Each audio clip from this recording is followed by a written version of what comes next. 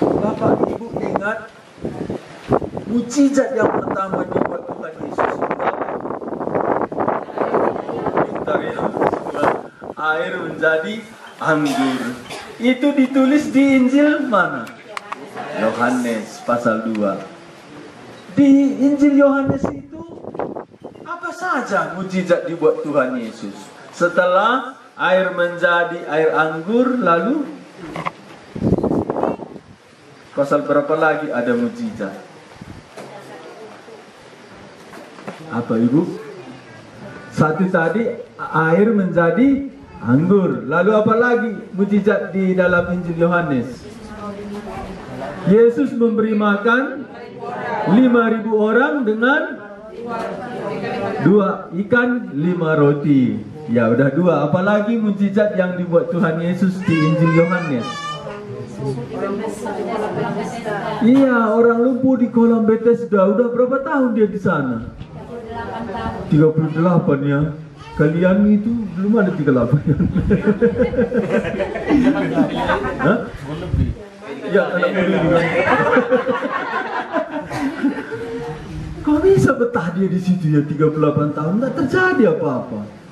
Itulah kalau orang Karo bilang, bagi sini mai buah parimbalang katanya. Nimai buahna berbunga pelan. 38 tahun apalagi mau ditunggu. Banyak orang di luar sana seperti itu, udah lama hidup. Yang dia nanti-nanti nggak ada perubahan, tapi karena dia nggak dengar Injil, ya dia nantilah itu terus. Sampai apa? Sampai ajal menjemput. Iya, makanya Tuhan Yesus datang. Udah 3. Yang keempat apa lagi? Lazarus dibangkitkan. Udah 4. Orang buta sejak lahir disembuhkan. Itu cara Tuhan menyembuhkan bagaimana? Dia aduk, iya, air ludahnya dengan tanah, lalu ditempel ke mata orang buta itu. Ini kan anehnya, udah buta dikasih lumpur. Ya, kita pun yang melek matanya dikasih lumpur harus jadi buta ya.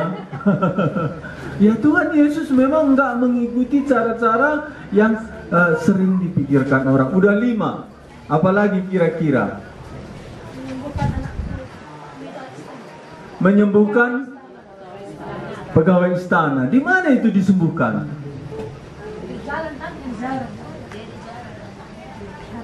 Anaknya di Kapernaum. Tuhan Yesus bicara dari mana? Dari kampung Kana. Wah, itu pegawai istana ini dengar Yesus buat mukjizat air menjadi air anggur. Lalu dia cari Tuhan Yesus ke Kana. Anaknya sakit di Kapernaum. Dia berkata, Tuhan, datanglah ke rumahku sebelum anakku meninggal. Tuhan Yesus bilang, jikalau engkau tidak melihat perbuatan Allah, engkau tidak akan percaya. Pulanglah ke rumahmu, anakmu sembuh. Saat itu pegawai istana itu percaya. Sebelumnya dia berharap Tuhan Yesus datang ke rumahnya. Tuhan Yesus sebenarnya nggak malas. Mau dia datang dari surga pun ke bumi, mau dia kan? Tapi dia bilang, kalau engkau tidak melihat perbuatan Allah, engkau tidak akan percaya. Langsung percaya pegawai istana itu. Balik dia ke Kapernaum. Di tengah jalan ketemu dengan pegawainya. Dibilang pegawainya itu, anak tuanku sudah sembuh. Pegawai istana itu bukan bilang betul sembuh, enggak ditanya lagi. Tapi apa yang ditanya? Jam berapa anak itu mulai sembuh? Dijawab pegawai budaknya itu, kemarin kira-kira pukul 1 siang.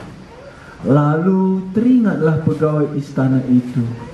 Saat itulah Tuhan Yesus berkata, sembuhlah anakmu. Apa artinya ini? Tuhan kita Yesus tidak ada masalah bagi Dia untuk menolong kita walaupun jarak secara fisik jauh. Ya, itu yang keenam. Kira-kira yang ibu bapak ingat itu berapa mujizat di dalam Injil Yohanes?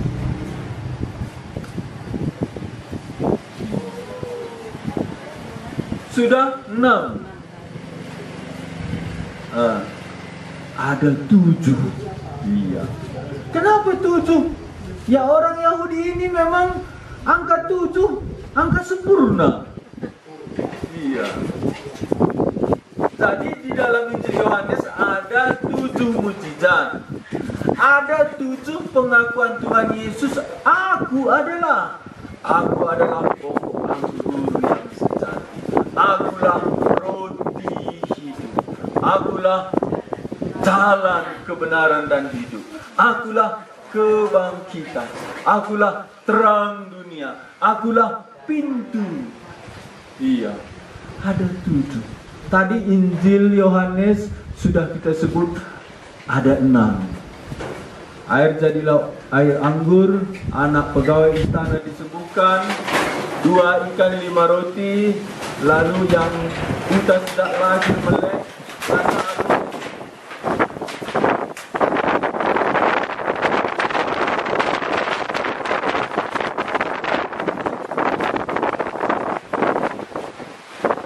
kita doa. Tuhan Yesus kan pernah ketikanya amin ya, walaupun ini musim amin. Kita berdoa, Tuhan, tolong kami hentikan angin ini, biar kami bisa dengar suaramu. Demi nama Tuhan Yesus kami berdoa. Amin. Tadi kan sudah 6. Air menjadi anggur, 2 ikan 5 roti, anak pegawai istana disembuhkan di Kapernaum dari Kana, yang buta sejak lahir, orang lumpuh selama 38 tahun disembuhkan, Lazarus, satu lagi yuk. Menyelamatkan perempuan berdosa dari apa itu? Menyelamatkan perempuan Samaria. Iya.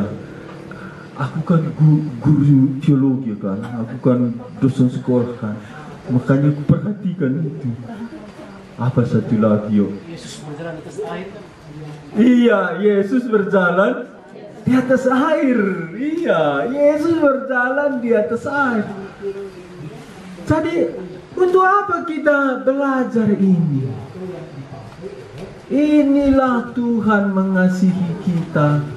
Bukan saja rohani kita disembuhkan, seluruh hidup kita dipulihkan. Nakan nina mentape iperdiati kena. Waktu dia memberi makan 5.000 orang dengan 2 ikan 5 roti itu, konteksnya itu kan mereka Bible camp seperti kita. Dari pagi sampai sore mereka menikmati firman Tuhan. Lupa makan. Aku pengen juga gitu sekali-sekali lupa. Karena senangnya kan. Mereka lupa makan. Lalu Tuhan Yesus tes sajar-ajar, di mana kita ambil makanan. Alkitab berkata Tuhan Yesus itu memuji murid-murid. Datang Filipus. Di manalah Tuhan? Gini banyak. Lalu datang Petrus. Suruh kalau kita ngolih minum. Petrus nakal juga ya. Dia ajak orang Bible camp, lapar orang, lalu Tuhan Yesus jawab, kamulah yang harus, itu ada kata harus, kamulah yang harus memberi mereka Makan. Wah, ini ada anak kecil bawa bontot. Ada 2 ikan 5 roti. Anak kecil ini kok dia bisa tahan lapar ya? Kalau anak-anak biasanya lapar mak gitu kan. Lapar mak gitu. Ada juga mamaknya yang tahu aku juga lapar gitu. Kita lihat sebentar supaya kita lihat Injil ini seluruh hidup kita diperhatikan. Yohanes pasal. Tapi kita sudah doa, Tuhanlah bertanggung jawab, jangan lagi kita tanggung jawab itu.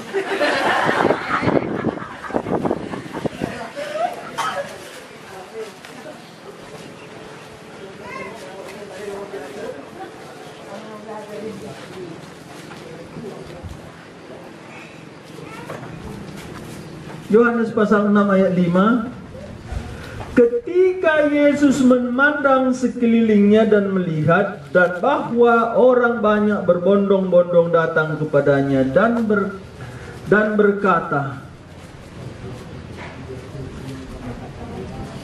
berkatalah ia kepada Filipus, di manakah kita akan membeli roti supaya mereka ini dapat makan? Ayat 6 sama-sama kita baca. Hal itu dikatakannya untuk mencobai dia, sebab dia sendiri tahu apa yang hendak dilakukannya.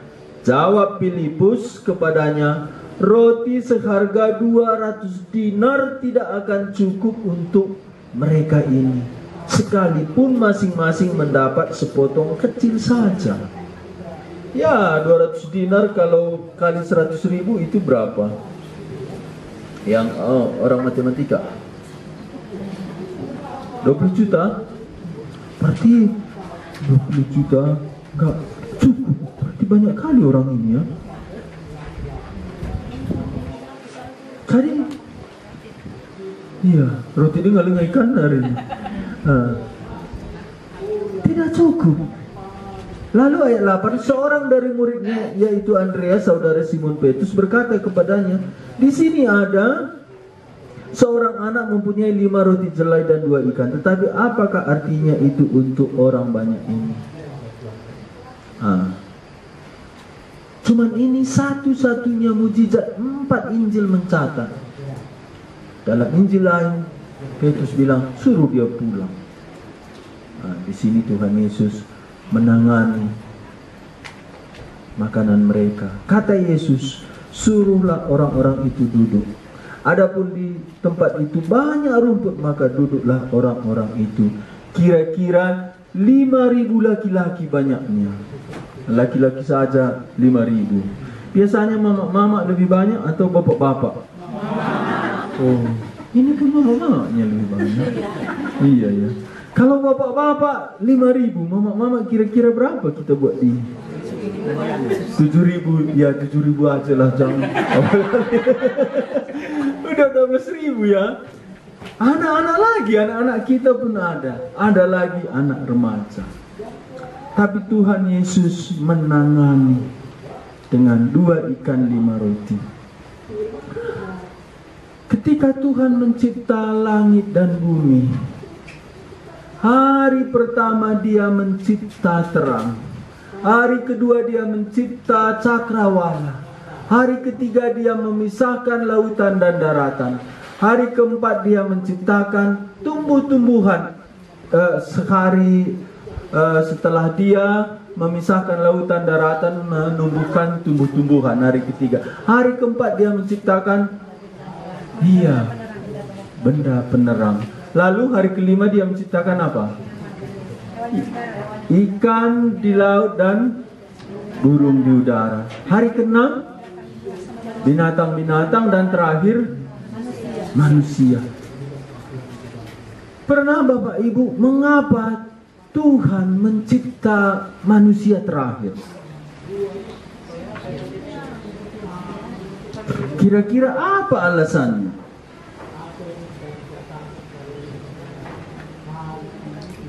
Iya, untuk dilengkapi dulu. Kurasa kita ibu-ibu ada pengalaman kita sebelum kita melahirkan anak, kalianlah ibu-ibu, kalau aku kan enggak kan. Kan nggak pernahnya ibu-ibu bilang gini, Cilaka, udah lahir anakku, perlu popok, perlu bedak. Kan ibu-ibu kalau mau melahirkan anaknya itu, dia sudah pikir dulu kan. Kalau kami dulu lucu sekali, baru berapa bulan udah lengkap semua. Iya, udah lengkap semua.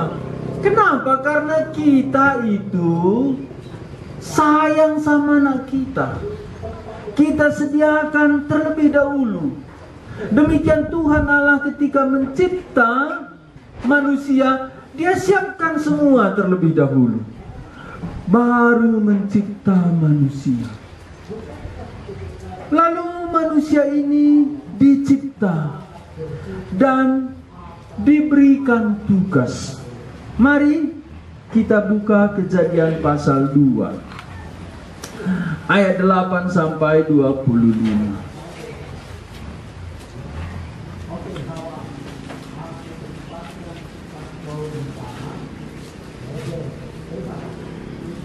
Kejadian pasal 2 ayat 8.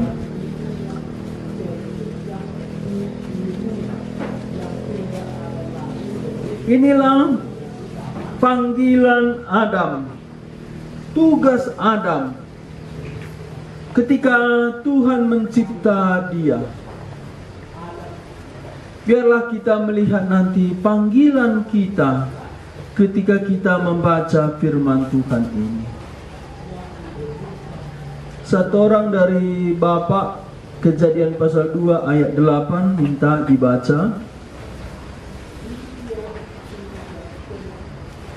Selanjutnya Tuhan Allah membuat taman di Eden. Di sebelah timur, disitulah ditempatkannya manusia yang dibentuknya itu. Iya. Setelah Tuhan Allah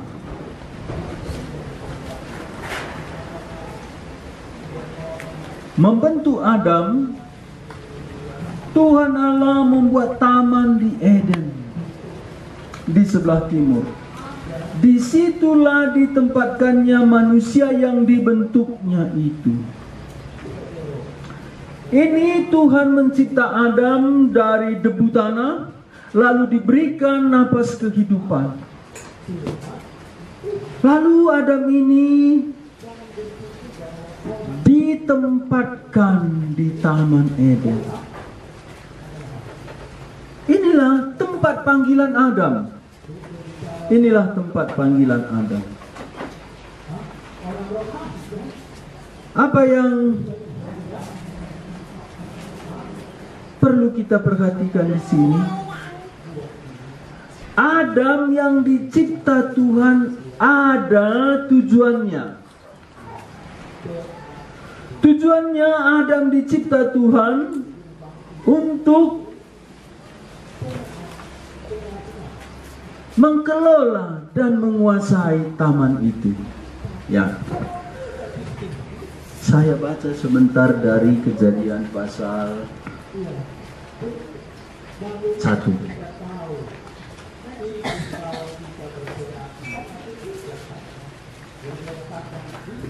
Ayat 26, berfirmanlah Allah, baiklah kita menjadikan manusia menurut gambar dan rupa kita, supaya mereka berkuasa atas ikan-ikan di laut dan burung-burung di udara, dan atas ternak dan atas seluruh bumi, dan atas segala binatang melata yang merayap di bumi. Maka Allah menciptakan manusia itu menurut gambarnya. Menurut gambar Allah diciptakannya dia, laki-laki dan perempuan diciptakannya lah mereka.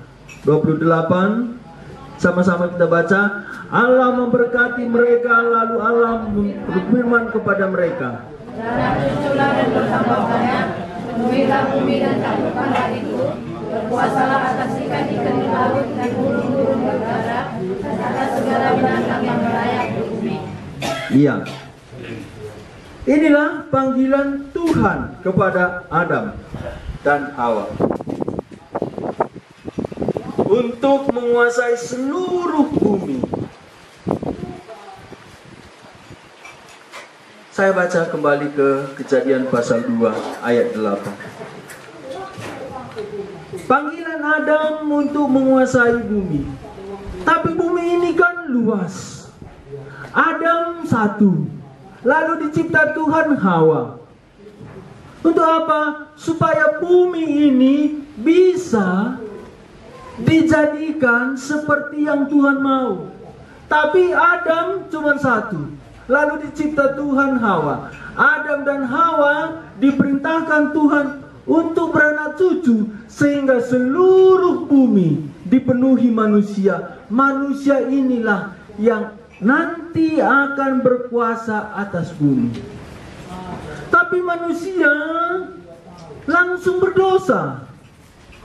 Lalu Tuhan menjanjikan penebusan. Setelah penebusan, manusia kembali menjadi sahabat Tuhan. Kita kembali sebagaimana dirancang Tuhan. Ya, Kejadian pasal 2 tadi ayat 8. Selanjutnya Tuhan Allah membuat taman di mana? Di Eden, di sebelah timur. Disitulah ditempatkannya manusia yang dibentuknya itu. Jadi Adam, walaupun bumi ini luas, tidak seluruh bumi akan diusahai Adam.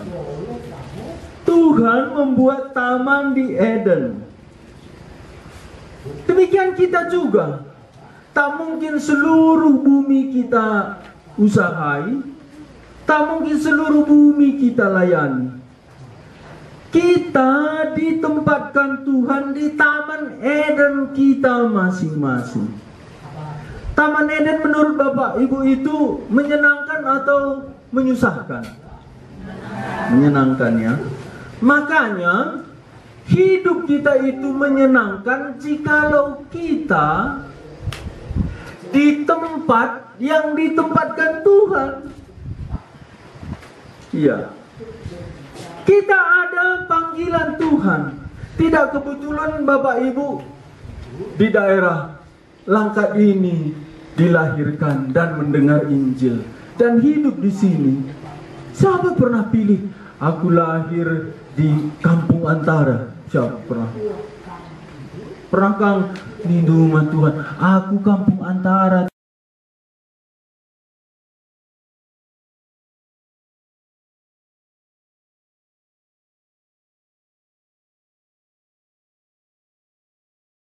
Antara. Setelah menikah baru ke sana. Oh iya, ada ya. Iya. Jadi Kampung Antara Kak, Taman Eden Dwi. Iya. Panggilan kita, Tuhan menempatkan Adam di Taman Eden.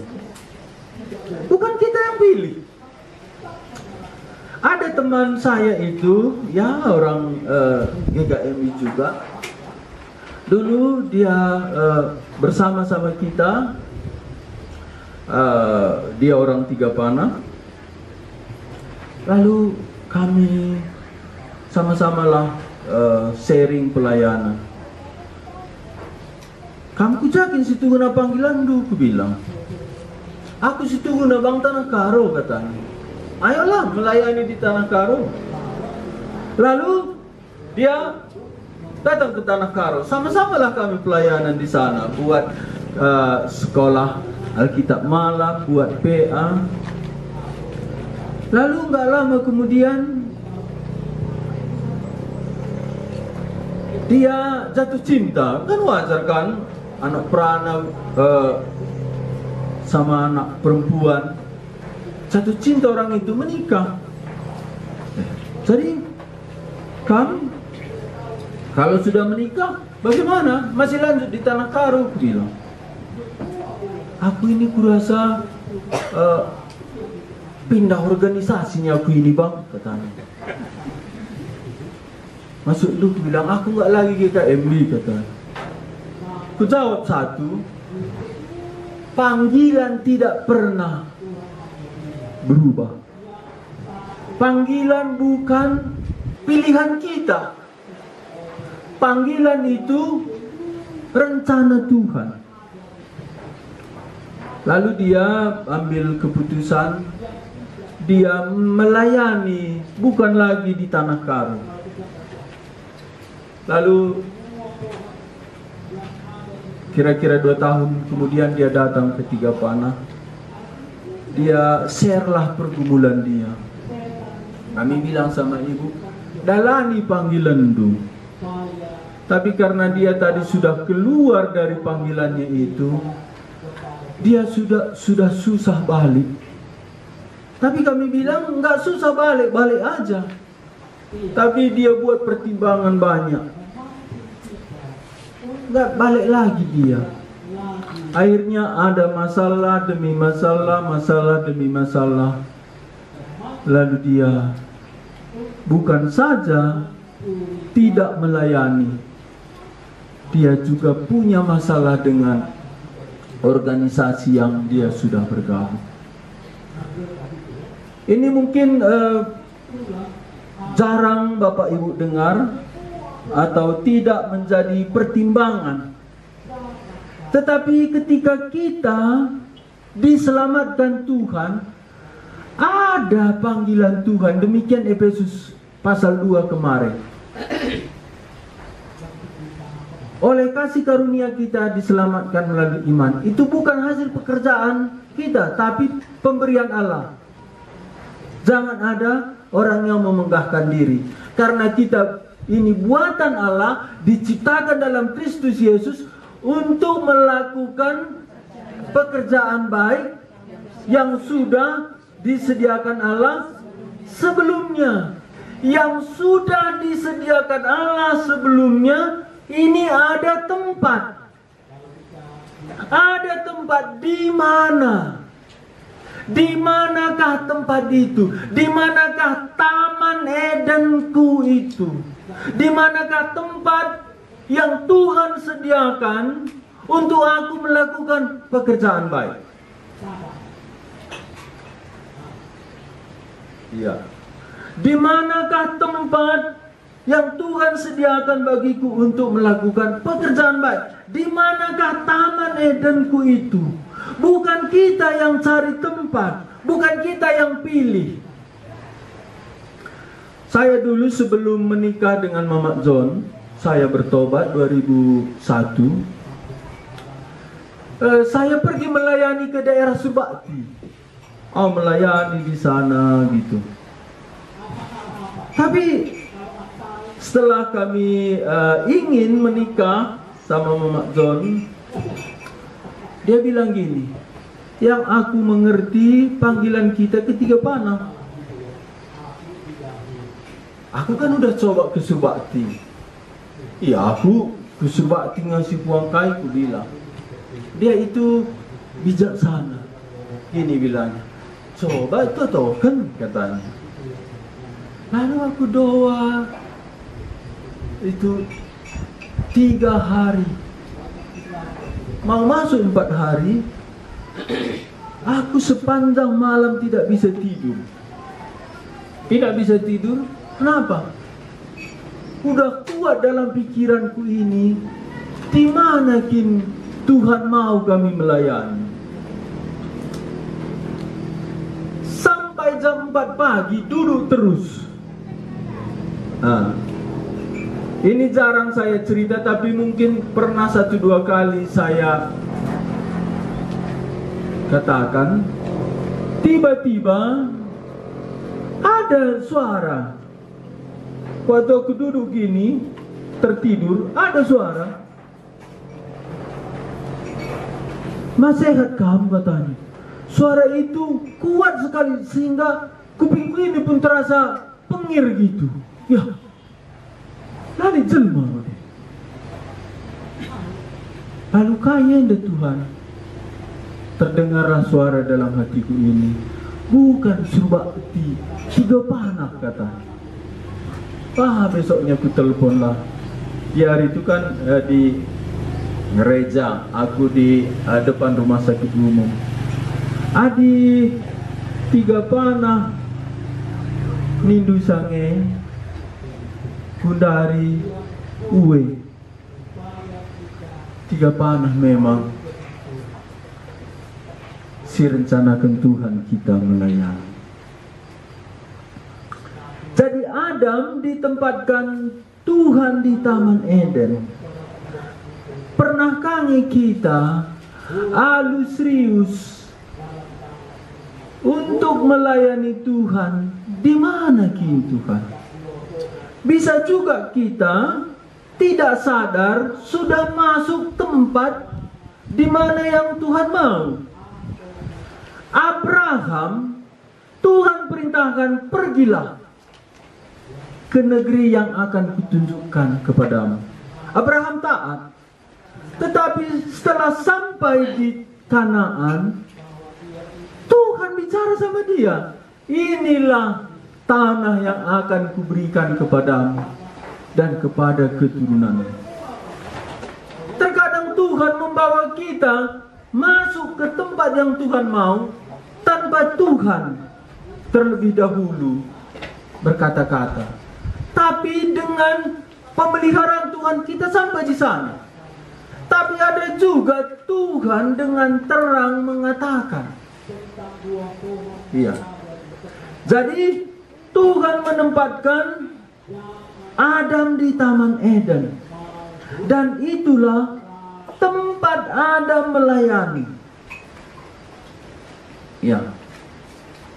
Kira-kira pernahkah Bapak Ibu dengan serius ijakin Tuhan? Setuhuna atendu aku melayani.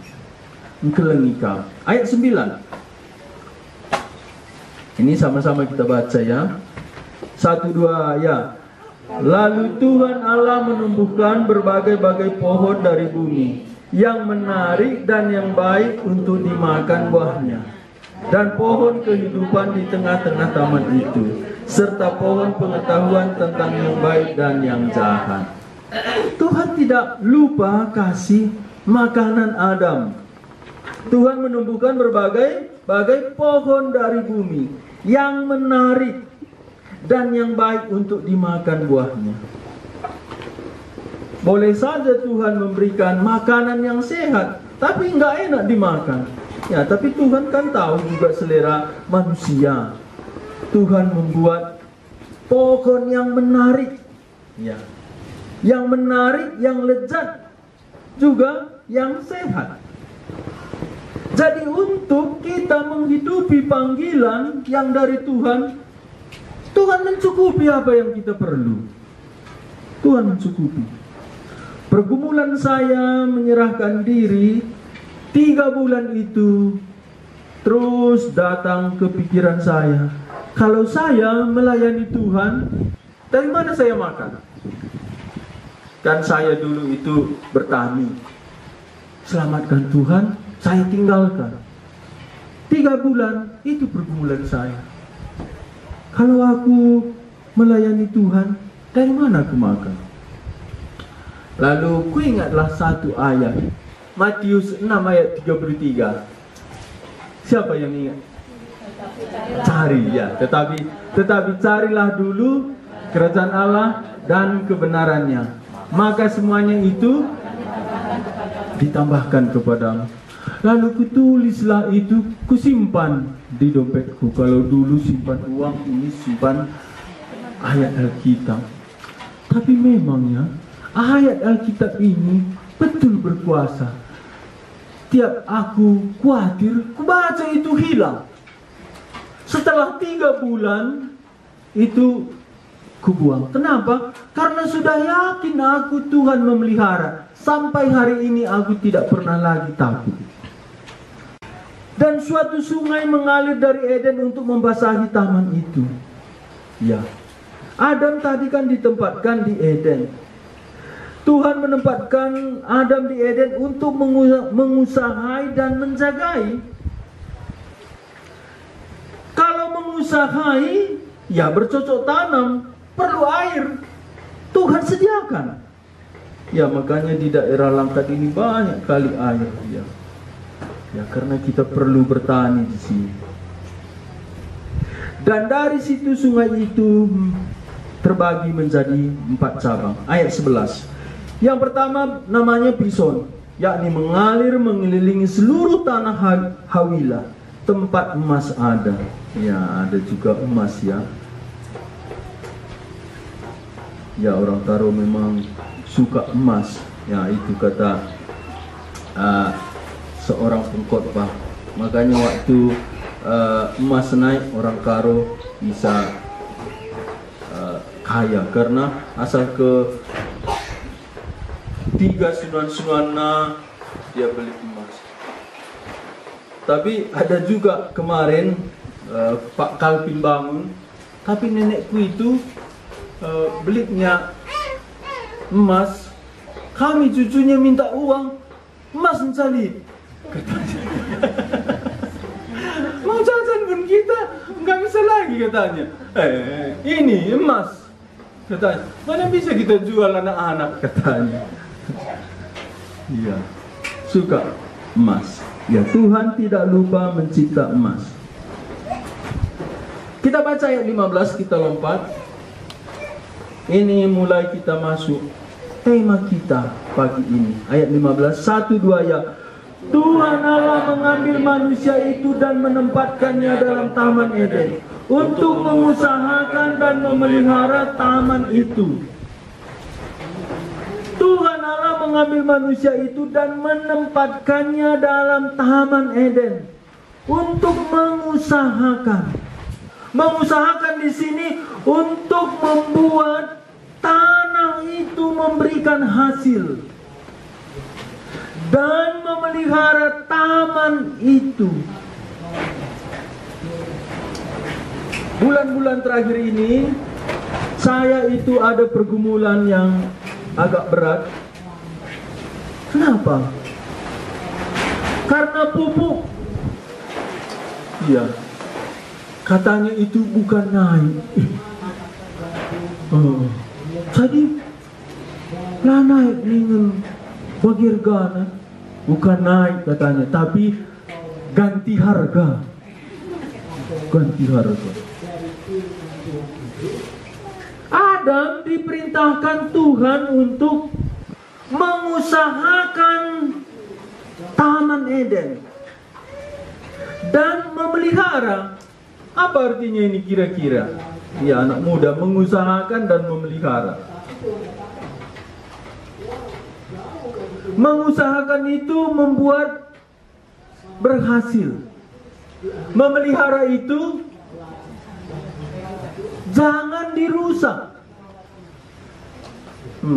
Kainari dia memelihara kami ibu.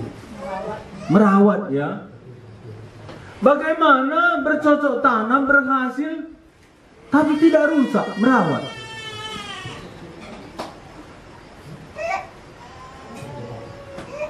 Iya. Mengusahakan membuat berhasil itu jadi berkat bagi orang lain. Ada hasilnya. Ada hasilnya yang bisa memberkati orang lain, memuliakan Tuhan. Waktu itu, berapa bulan yang lalu, ada jemaat itu datang.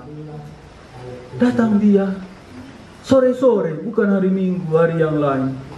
Engkai keneruh kami bilang, dayakan kami hati kami, cuma kami, kata. Oh, aku kaget. Engkai maka dayakan. Lari hasilnya hutang setambah, kata. Lalu ku bilang lah, janji Tuhan kan, cari dahulu kerajaan Allah dan kebenarannya, semuanya itu ditambahkan. Lalu ku bilang, lakap aku tu kalak rekini tu kan lah cukup nakan ini menang. Itulah jawabanku. Aku nggak percaya orang yang sudah dilahirkan kembali menerima Tuhan Yesus nggak cukup. Lalu bilangnya, lang nindu, lana jalan keluar nih, aku nggak stres daya akan cuma daya. Lalu bergumul aku. Bukakin Tuhan bagi. Lalu mulailah aku berpikir dengan ayat ini. Tuhan Allah mengambil manusia itu dan menempatkannya dalam Taman Eden untuk mengusahakan dan memelihara taman itu. Jadi bagaimana berusaha supaya tanah ini menghasilkan? Karena kalau tanah tidak menghasilkan, dari mana kita makan? Dari mana kita bisa melakukan pekerjaan Tuhan? Kita camp seperti ini, berapa perlu biaya? Kalau kita tidak ada uang, biaya, tidak ada hasil usaha kita, bagaimana kita bisa kumpul di sini? Kalau Bapak Ibu PI naik mobil Pak Johnson atau Bapak Rani, kan mesti isi solar kan nggak bisa isi pakai air lah deh. Mesti lihat hasil dari usaha kita. Jadi untuk melakukan pekerjaan Tuhan, bukan saja kita berkhotbah kabarkan Injil. Makanya pertama tadi kutanya Bapak Ibu, apa saja mukjizat yang dibuat Tuhan Yesus?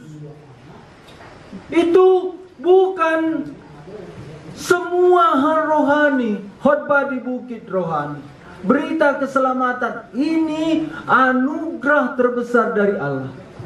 Tapi sebelum ini Tuhan Yesus memberi makan 5.000 orang.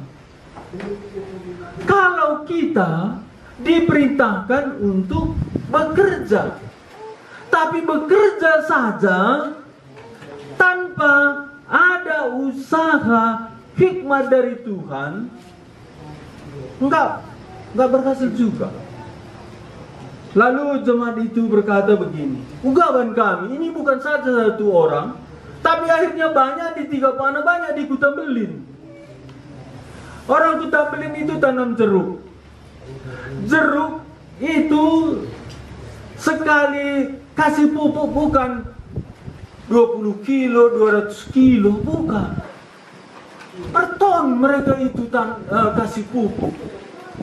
Coba hari ini 980.000 katanya satu sak.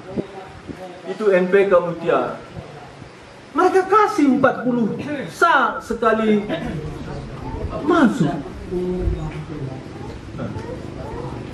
Hampir 40 juta. Mereka kasih pupuk itu 2 bulan sekali. Bunga jeruk sampai berbuah jeruk itu tahun berapa bulan? Iya, makanya gue kasih tahu. Iya, itu 9 bulan.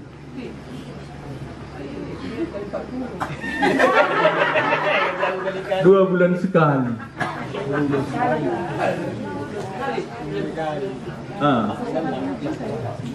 Berarti 4 kali paling tidak sampai panen. 4 kali 4 berapa?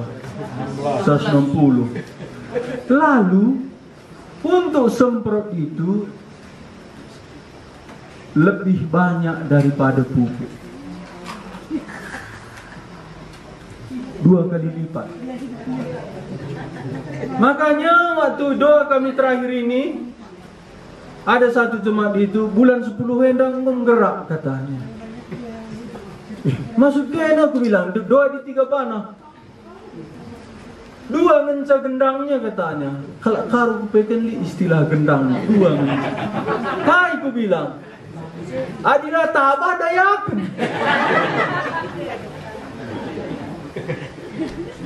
Langsung ku ingat, bukan hari kami nginjili. Kita itu ada yayasan kita karena dulu mengabar Injil atas nama gereja susah masuk. Lalu digumulkan, dibuat yayasan. Yayasan perlu biaya.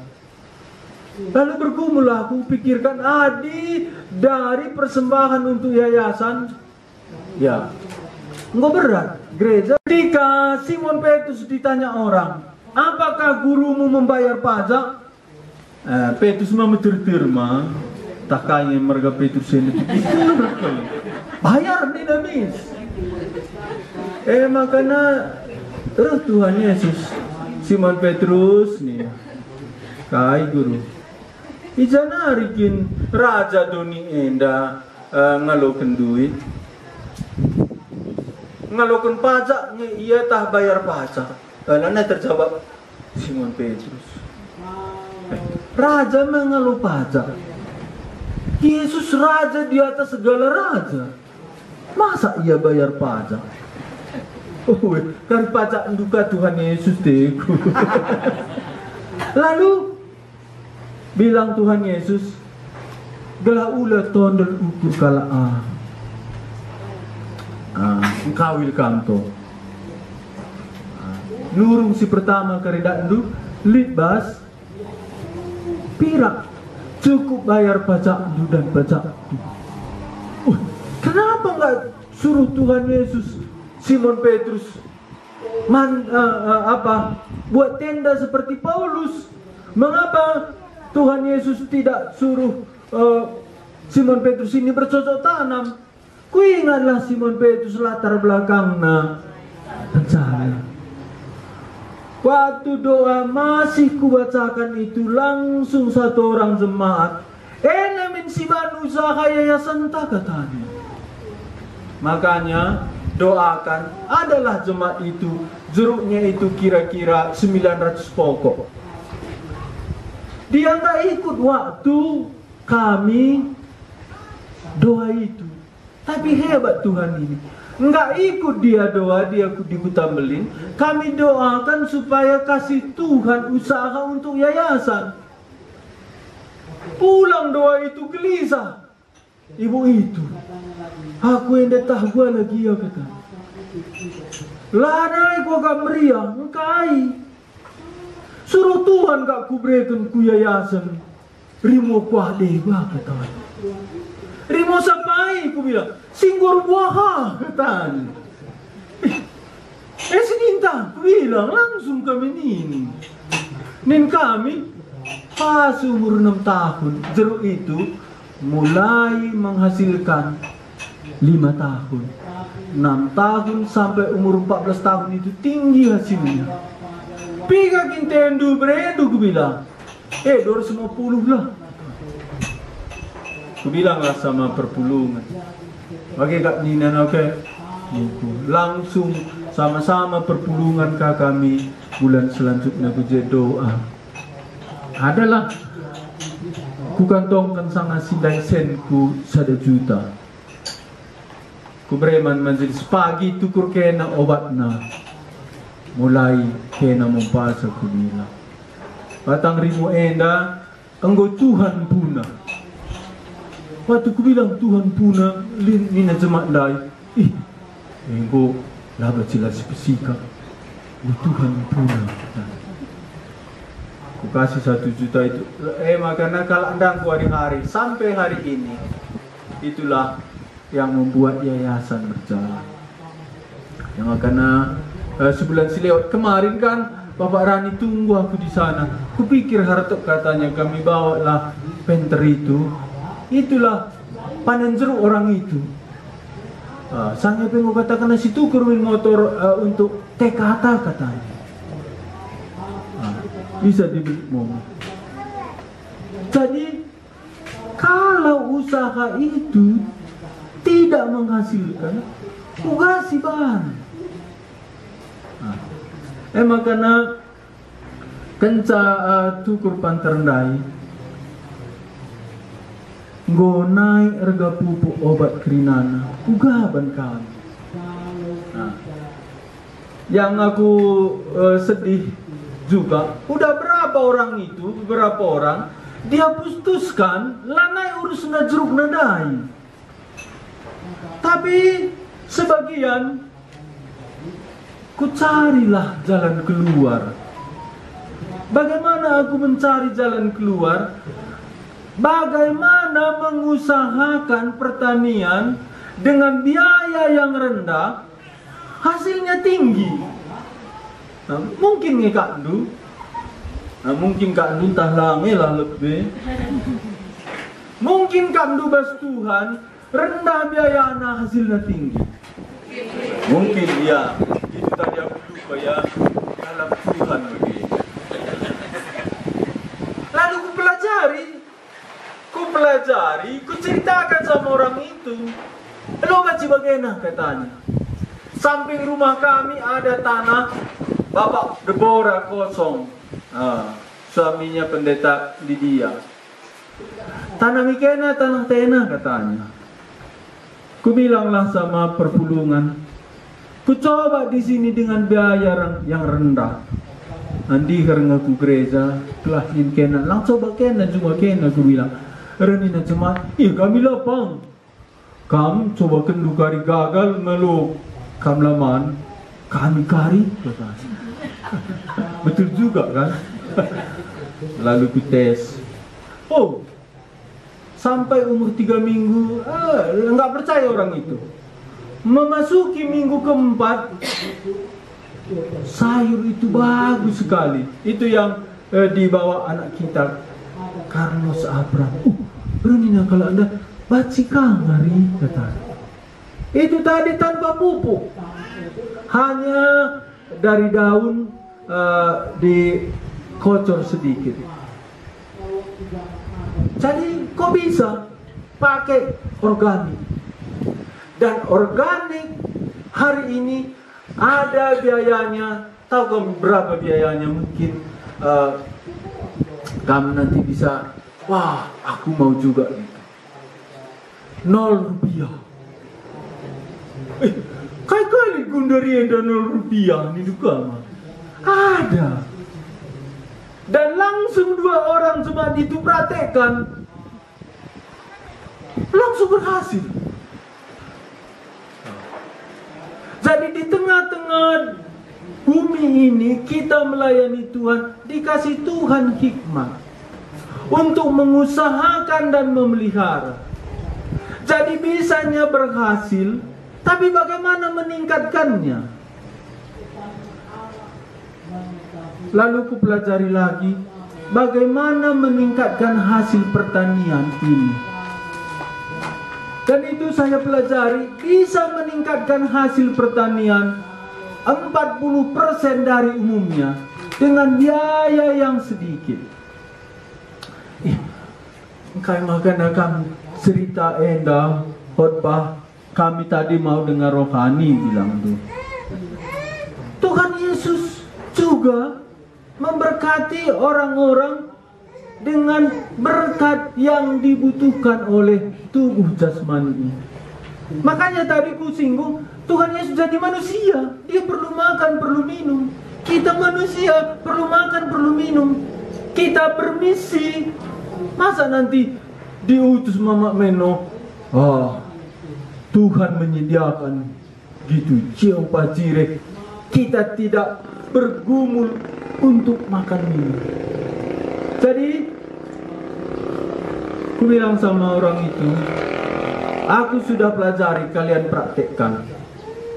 Dan ada 2 orang langsung praktekannya, satu di Kutambeling, satu di Tiga Panah. Yang di Tiga Panah ini tadi ngerana ya gereja. Betul yang dibilang abang itu, gue mencili Cina Bunda lalit modalnya katanya. Siapa kan pernah di sini dengar itu organik jadam? Belum pernah kan dengar ya. Tanah kerangan pernah begitu?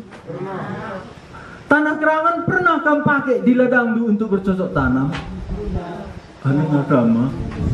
Humus. Humus. Cuma mencari bunga ya. Adi bunga mencile maka mencile. Tapi kalau dari hutan itu kita ambil kan rusak juga hutan. Bagaimana mengambil tanah hutan itu ke ladang kita? Yang di Tiga Panah itu cabai orang rusak, Cina curu, Cina nalang, ia rendah biayanya. Itu mengagumkan. Cuman sada tapak rumah nggak nyampe 500 mata gitu. Dia ikuti cara itu. 70 kilo. Kundarilah Cina Gara 57.000. 100. Oh, iya, Cina merah. Oh, Cina merah iya. Cina rawit 50-an kan? Iya. Jadi cuman itu kan dia panggang besada. Gue yang kok negus belakang rumah nadai. Asin dengan langsung dia praktekkan. Ku bilanglah hari Minggu itu khotbahku. Hari Minggu, uga Tuhan memelihara dunia ini. Pulang dia langsung buatnya. Makanya ku tanya, ise kena kau praktekkan si ku katakan dah, ku bilang, aku kata 3 kali kau bandu, ku bilang 8 kali. Ya ambillah humus hutan itu, dimasukkan ke kain, lalu rendam di air. Waktu direndam itu diremas, keluarlah semua bakteri-bakteri, spora-spora daripada jamur-jamur yang menguntungkan tanaman. Lalu diberi makanlah jamur sama bakteri ini di satu wadah. Dalam tempo 3 hari, bakteri ini berjuta kali bertambah. Bukan beratus, beribu, berjuta kali. Karena dalam 3 jam, bakteri spora ini sudah membelah. Mesiramina kujuma nandai. Makanina rugi kita adalah sifati. Kai jenda pesan usahakan. Buatlah hasil ladang dundai. Ulah bagai saja hasilnya. Setelah ku ajari jemaat itu, yang dulunya udah mentok orang itu mau jual tanah, yang jual tanah ini cobanya lagi sudah. Engkau metua-metua aja Cina curna, ngulihyar bunga. Engkau kali buana. Engkau ngutip katanya 3 kilo, ku bilang 20 kilo. Cina curku dari lumayan kan. Jadi enggak putus asa lagi dia. Tanah dalam ada yakin, ku bilang kan. Hilang.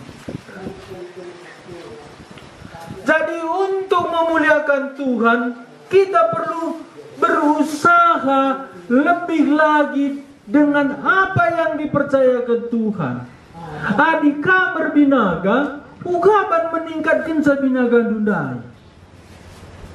Pernahnya kan bergumul dengan serius?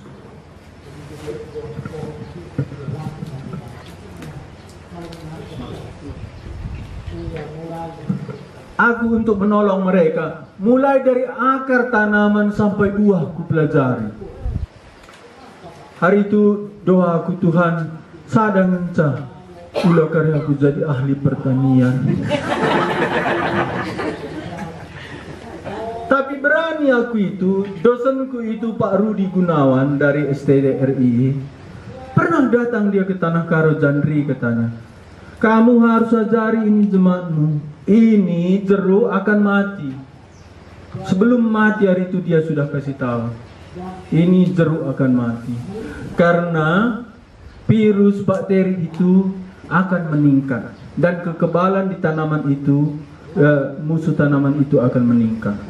Makanya aku bilang di Kuta Melin, lin waktu nari mola naidera. Sebab na jeruk enda, gampang kambiumnya itu rusak. Makanya ku ingat kata dosen kunda, ku ingat Paulus juga. Dia pernah juga bergumul dengan makan minum. Papanya kan tukang tenda, Paulus. Bapaknya tukang tenda, iya pe ahli tenda. Jadi waktu sulit dia buat tenda. Ya. Buat tenda perlu keahlian. Jadi kami perpulungan, lalu kita kerina jadi si full time. Tapi bagaimana kita perpulungan ini demi kemuliaan Tuhan? Bagaimana usaha kita meningkat? Ku bilang tadi dalam doaku, Tuhan ulah kari aku ahli pertanian. Karena gini, mulai dari akar sampai buahnya itu ku pelajari. ku cari informasi-informasi terpercaya. Dan aku bukan cuma 1, 7 sampai 10 ku bandingkan itu pendapat. Jadi ku pelajari itu akar. Apa masalah tanaman di akar?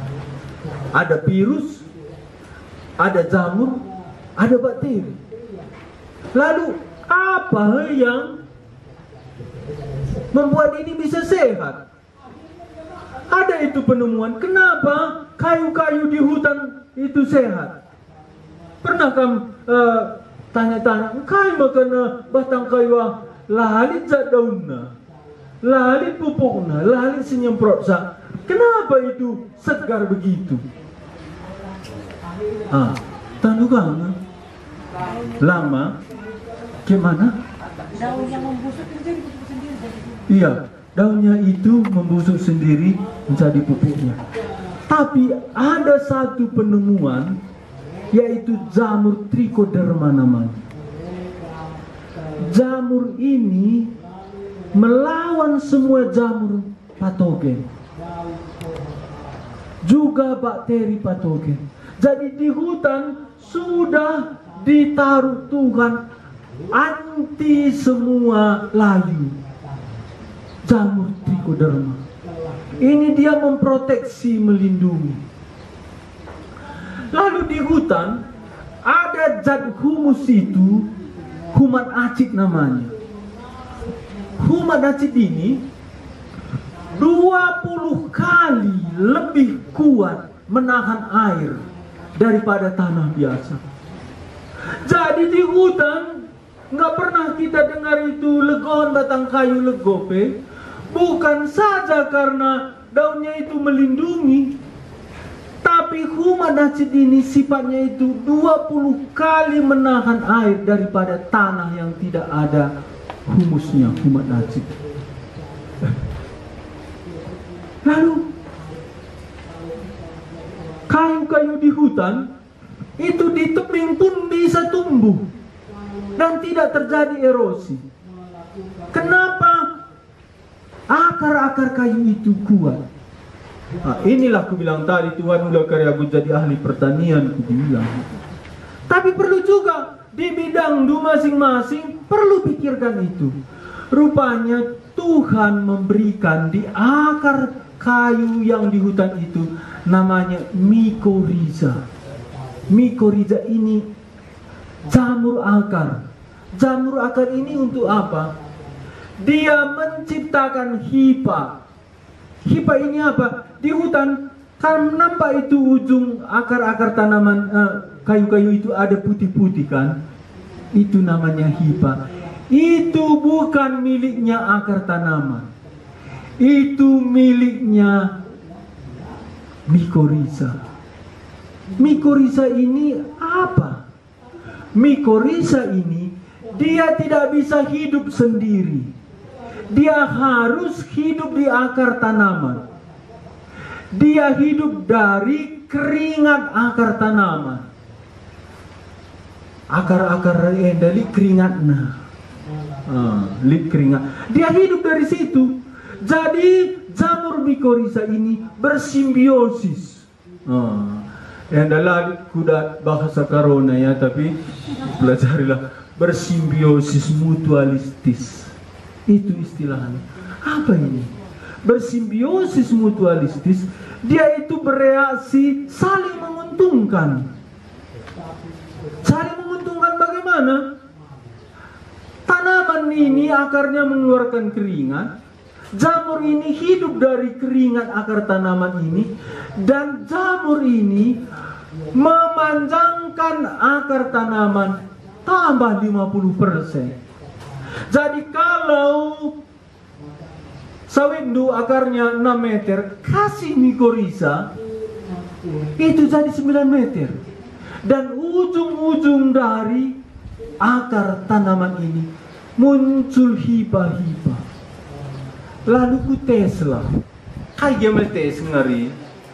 Ku cobalah tanam sayur, kasih mycorrhiza tanpa pupuk kimia. Setelah 3 minggu tumbuh. Lalu Mama John ini tanam hari itu cinacur. Aku nggak pernah mau dari dulu. Hari itu dia kurang sehat, name dia 3 hari. Karena John ini ke Jakarta, nangis dia 2 minggu. Malu ke hari. Pulang John baru ku kasih tahu, nangis dia 2 minggu. Engkau makan nangis. Biasa ya pagi-pagi buat sarapan John. Enggak buat sarapan. John sarapan katanya. Udah di Jakarta. Nangis dia. Aku mau cilaka katanya. Sakit kan hari, ku bilang betul sakit dia. Waktu dia sakit, manggonda suanina cinacur nanggo umur 1 bulan setengah. Iya. Musuhna bagah laku semprot. Jadi ukurna ke hari teku semprot. Padahal tanamnya itu, bibitnya itu rusak-rusak bagai. Enggak mengkersing-kersing suana. Enggak ku semprot bagai. Dung naik mah naik hargana. Rawat mencintai. Mereka kak enda di samping rumah tak katanya. Lalu situlah ku pelajari. Tanaman kalau disemprot dari daun, dikasih pupuk daun, penelitian IPB 35% sampai 40% naik hasil pertanian. Kau coba betul. Pituras batang kau sakit-sakit. Sampai sekarang banyak perpulungan itu. Cakang ini buahna bagasi. Apa yang diperintahkan Tuhan kepada Adam itu bukan duniawi, itu rohani. Adilit jumandu usahandu pernah pikirkan du bagaimana meningkatkan ini supaya memberikan hasil bermanfaat bagi orang lain. Lid persembahan ta.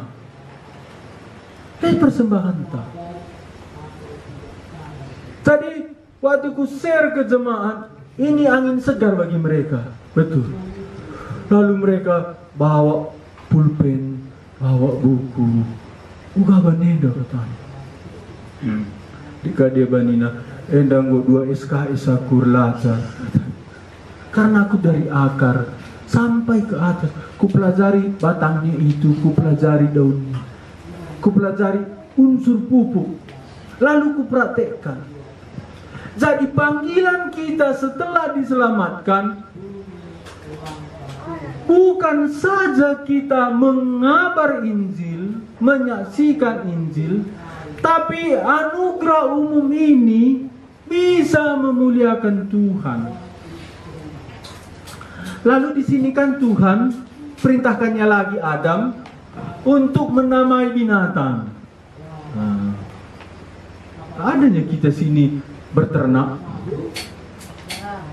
Ada ya. Ternak kedua cuma Iya. Berternak. Iya. Ugaban sabah andai berlipat ganda hasilnya. Ugaban ternak andai ribuan hasilnya. Ya aku kan itunya kan. Waktu dia pergi dari rumah papanya, dia pergi ke rumah Laban. Oh, tak kena bagian ban gelahna melala anak domba, tapi ya ka cerdik nasiti. Akalina ka gelah buka bintik-bintik ka anak domba mama nanda. Sebab nak dibintik-bintik sekarang jangan nama. Tapi itu menyatakan bahwa dari rahim sudah dipikirkan. Jadi di nuan-nuan kan mulai nuan nari pikirkan. Jadi belajarlah aku, kan ada itu anak Pak Bangun, dia kan ahli pertanian si Berli. Ajak perpulungan dah ngususah enda pertanian si dahi Berli tak katanya. Dahi. Datanglah kami ke tempat Berli di dekat PLTA itu.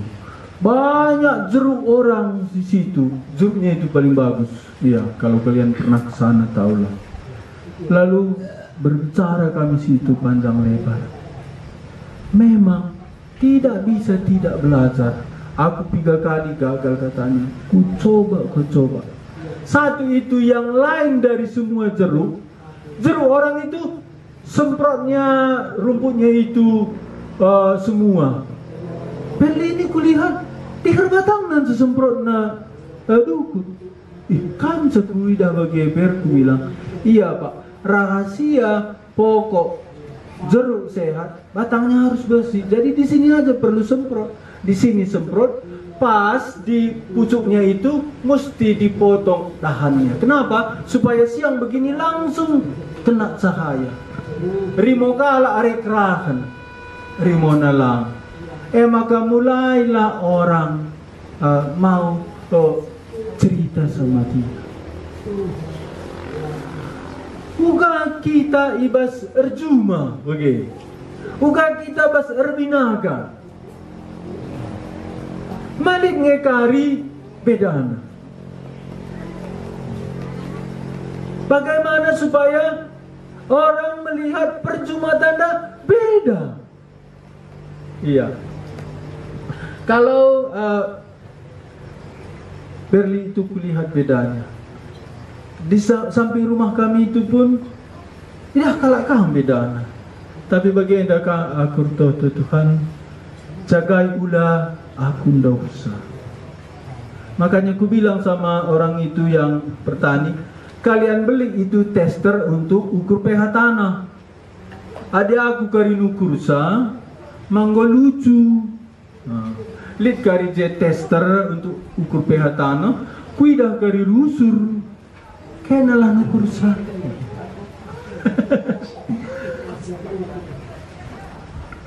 Tuhan berkata kepada Adam, usahai dan pelihara.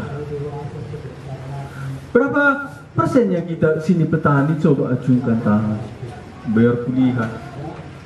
Iya, petani turun tangan. Apa itu pengusaha? Belum masuk kuntak lihat kedendu bagi. Oh, iya. Siapa bu pengusaha? Bapak Tani ya, iya.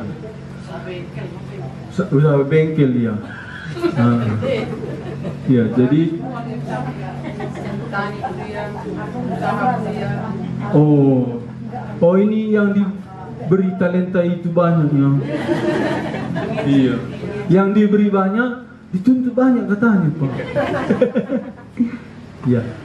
Jadi bagaimana kita berusaha itu menjadi berkat dan tidak merusak. Di sini berapa guru? Ya bagaimana kita guru? Guru ini paling peka terhadap jiwa manusia, sehingga Tuhan Yesus berkata jangan banyak menjadi guru. Bagaimana kalau di sekolah kita disuruh diajarkan teori evolusi? Kamulah guru inilah. Bagaimana kamu menghadapi itu? Kan udah. Karena usahakan dan pelihara, usahakan berhasil, pelihara tidak merusak. Adilah si gelem enda bisa waktu kita berusaha merusak. Waktu pupuk naik, satu lagi pemikiranku, kalau tidak naik pupuk ini, tanah karuangko menceda ke tanah kena. Ampuri kamu terus kimia. Tanah itu di sana seperti semen. Dekat Laut Simomo itu, situlah ladang Mama John ini. Bisa ambil seperti bagi piringnya. Angkat gini, udah keras dia. Tanam apapun nggak berhasil. Makanya mau jual orang itu karena itu. Kenapa? Karena kita merusak. Adina daerah jenda segar dengar. Tapi prinsipnya krina usaha menghasilkan, jangan merusak. Tahukah kita berbinaga? Apakah kita berbinaga? Rugi kalau kita runtung melabori. Jadi berbinaga runtung kita runtung kalau si dewan. Baci kangkat dong. Banci kita runtung kalau si dewan peruntung. Banci talang. Banci. Jadi banci kirina naradu runtung. Penungkunan janari rehna untungnya. Maka banci kirina runtung. Perlu barang kita perlu saya. Oh. Sudah yang benar layak kecewa. Layak kecewa Rima. Bagi surana si, bagi si harapkan nasi beli naman baku begitu. Iya. Jadi bagi surana senangnya runtung ya Rima. Kita pe runtung kah. Jadi banci kerinana radu runtung, pernah ngepikirkan lu, kerinana dero jadi runtung, sanari untungna, adi kala doni pikirna, runtung aku lihat kala rugi. Memang kala doni hari, runtung aku lihat kala, tapi pustaka kerinana runtung, sanari untungna. Umpamana lah nuan Cina kita, runtung kita, beli kasih nukur Cinata. Runtung kaya, runtung. Maka sungkun ka, memang kalau doni perluka kita cerdik. Runtung kang kami tukurku, tukurnu Cina kundabi. Adi runtung nina, oh puji Tuhan. Laboka perlu si sungkun sekali bagaimana perlu. Tapi satu, orang percaya ini dipanggil untuk memberkati. Krina min sidir ras kita dat pasu-pasu. Janari adat pasu-pasu. Di bata mereka hasil basdoni endanari. Ini memang kusampaikan tidak seperti biasa. Biasa kan kita bersaksi. Ada relasi, ada pintu masuk penginjilan, ada isi Injil. Ada penantangan. Bagi kami di Lajar Injili, kari bacikang kita Lajar Injili. Tapi di baginta Lajar bagaimana kita dalam profesi kita. Guru, bagaimana kita sebagai guru di tengah-tengah kita mengajar. Siswa itu bisa melihat kemuliaan Tuhan. Siswa itu bisa mengenal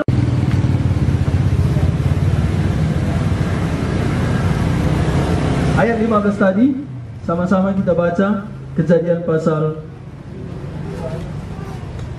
2 ayat 15, 1, 2, ya. Tuhan Allah mengambil manusia itu dan menempatkannya dalam Taman Eden untuk mengusahakan dan memelihara taman itu.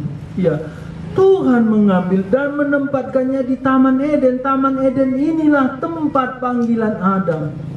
Dia harus mengusahakan, membuat berhasil dan memelihara. Pulang dari sini, coba minta sama Tuhan, uga usahaku enda baci meningkat. Ya, tadi abang berani, ya berkeder pengker. Udah diberkati Tuhan. Tapi coba minta lagi sama Tuhan, uga mengembangkan sah. Bukan kita menjadi orang dunia. Lah bukan Tuhan lah suruhna kita bergumul berpikir basie. Adalah jemaat itu ketawa kami dengar. Kenapa? Banyak orang itu tanam cabai. Jemaat yang ini tanam cabai, separuh cabainya itu gagal, separuh berhasil. Karena yang lain ini gagal semua, dia separuh cabainya ini berhasil, separuh gagal. Kutanya, kayaknya bedana Cina dua maka berhasil, gangi makana kutiga Cina andu sadenda kalak gagal. Tapi enda kutiga Cina dua si debana lang kuidah lingku. Renina, ena rezeki ngena katanya. Oh, rezeki dia malikanga si baci kita Lajar. Nina bagi masuk juga nih. Oh, ena berkala gambar enda bibitna katanya. Ena lah kak bibit 3 panah. Ena kuda si devanari dia berkala si sana. Adi bagena mindai krina bayak kak aku katanya. Adi bagian bibit kundai. Lalu ku pelajari kenapa bibit cabai yang dari kuta orang itu bagus, yang dia bibitkan itu enggak. Rupanya cabai ini walaupun sama-sama cabai, ada sifat ketahanannya dan ada serangan hama-hama. Jadi cabai yang tanamnya di situ muli-huli sudah meningkat hama cabai ini. Karena ini cabai dari kampung orang, hama yang lama nggak kenal ini makanannya. Bingung hama tadi. Betul, bingung hama tadi. Ngokudat, engkai makai nanda berhasil, ku bilang. Uga katanya 3 hari kemudian. Belum dikenal hama ladang dui itu cabendu ini. Oh bagai, wakak rezeki saja katanya. Memang rezeki, tapi hikmat. Warienda berhasil kambah Jumandu pas usaha. Coba minta sama Tuhan, gelah terbuka matandu. Kai ngeda bandu lebih na juma kwenda usaha kwenda Tuhan, maka berhasil. Jana uga kubang guna memelihara rasa, gelah tole berhasil. Iya. Kita perlu meningkat di bidang ini. Adik kita guru, ugar bahanca guru lebih efektif. Guru TKata, kusuruh tahun enda kena mesti kuliah itu. Kenapa? Perlu meningkat. Nah, si petani dai, ku bilang gini, siap-siap kena, si dahi perli ku bilang, gelah ajarinah kena. Si pengusaha, cobalah usahanya itu meningkat. Sangat begini enda, engkau ngelit bas pusundu, toleku pikirkan usahaku. Bagaimana tentang sawit? Sawit perlu humat acid, perlu mikorisa.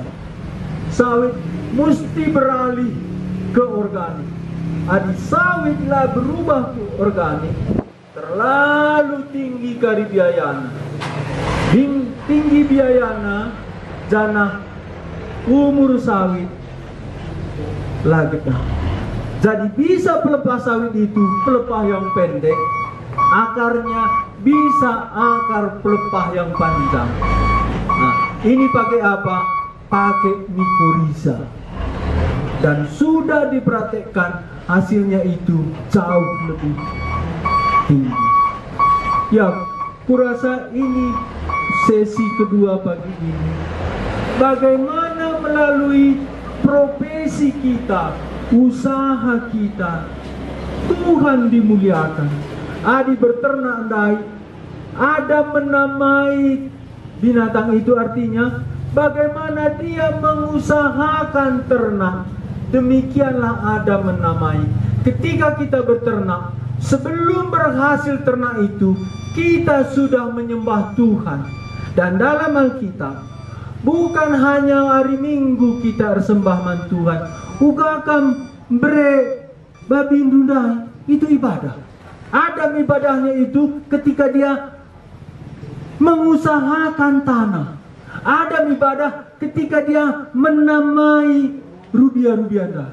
Jadi cuma kami ibadah, berternak kami ibadah, berusaha kami ibadah, ngajar kami ibadah. Ini yang dikatakan Paulus, persembahkanlah tubuhmu sebagai persembahan yang kudus, yang berkenan kepada Allah, karena itulah ibadahmu yang sejati. Seluruh hidup orang percaya itu ibadah. Bagaimana kita mengerjakan profesi kita, itu ibadah. Nama Tuhan dimuliakan, dan itu bisa menjadi berkat, dan pekerjaan Tuhan bisa terus berkembang. Itulah panggilan kita sebagai umat Tuhan yang sudah ditebus. Mari kita berdoa. Tuhan, kami belajar pagi ini dengan tema yang tidak biasa kami dengar. Tapi sebagaimana Engkau berfirman kepada Adam, usahai dan peliharalah taman ini. Tuhan menempatkan dia di taman Edennya Adam. Kami Tuhan selamatkan, karena Tuhan sudah menyediakan taman Eden kami masing-masing. Biarlah kami mengetahui taman Eden kami, di mana Tuhan menempatkan kami. Dan ajarilah kami mengusahakan dan memelihara Taman Eden kami. Jikalau kami bertani, ajari kami bagaimana kami bertani lebih berhasil, lebih berfaedah.